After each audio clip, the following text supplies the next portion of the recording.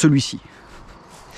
Si vous devez retenir un seul leurre, un seul appât artificiel pour le lancer ramener, ça sera bien les poissons nageurs. Pour moi, c'est la base des leurres parce que c'est vraiment ceux-là qui représentent typiquement une proie, un petit poisson. Donc s'il n'y avait qu'un seul leurre à retenir, ça serait le poisson nageur. C'est le leurre par excellence pour pêcher le poisson carnassier. Là, comme vous voyez, j'ai une espèce de gros fil devant le leurre, de couleur verte. Et il s'agit ici en fait d'un fil en acier. Là, on est en eau douce et on est sur un territoire dans lequel il y a du brochet. Et le brochet, il faut savoir que c'est un poisson qui a des dents très tranchantes.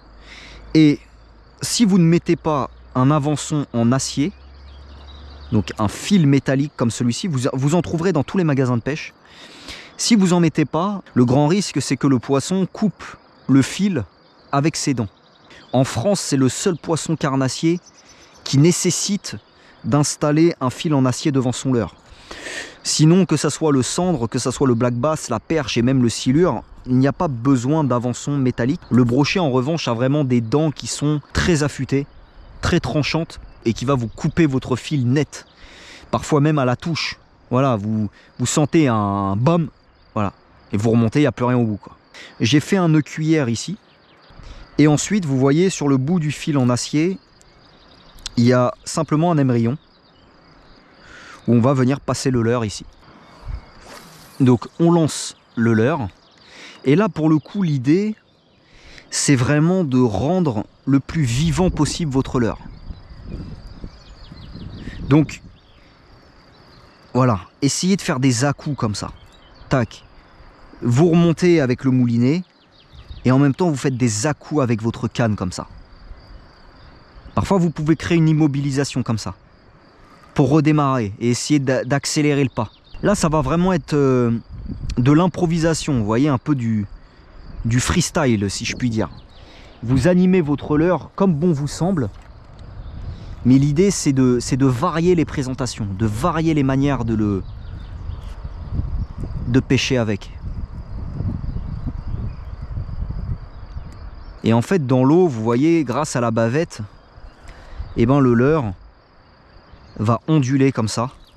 Et celui-ci, typiquement, il va représenter un gardon ou une ablette ou un petit chevenne, en tout cas une proie, un petit poisson blanc, qui va déclencher l'attaque chez nos amis les carnassiers.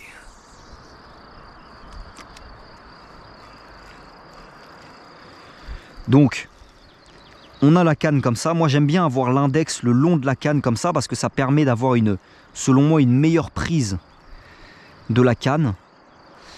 Et ensuite, je vais varier la vitesse de récupération.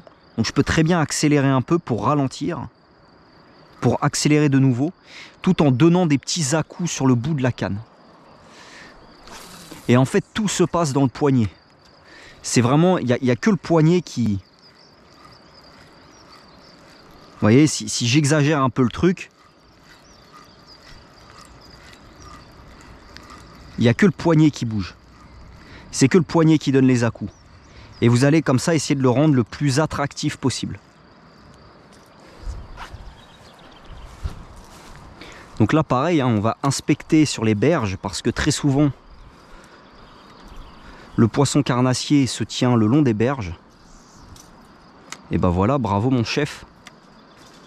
J'ai pris la branche. Vous voyez comme quoi ça arrive à tout pêcheur de s'accrocher. Donc vous inquiétez pas si au début vous passez votre temps à vous accrocher. C'est normal, vous voyez, même moi, ça m'arrive encore de foirer des lancers. Et c'est normal. Là par exemple, vous voyez, on est sur un poste qui est sympa. On a une berge qui est boisée comme ça.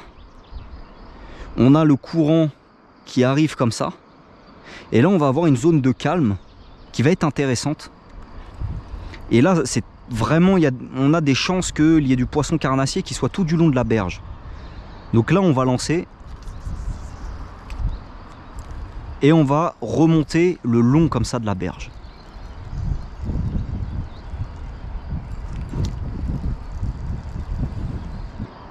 Donc on peut très bien, voilà, vous voyez, au début, vous inspectez la berge et ensuite vous lancez vraiment en pleine eau.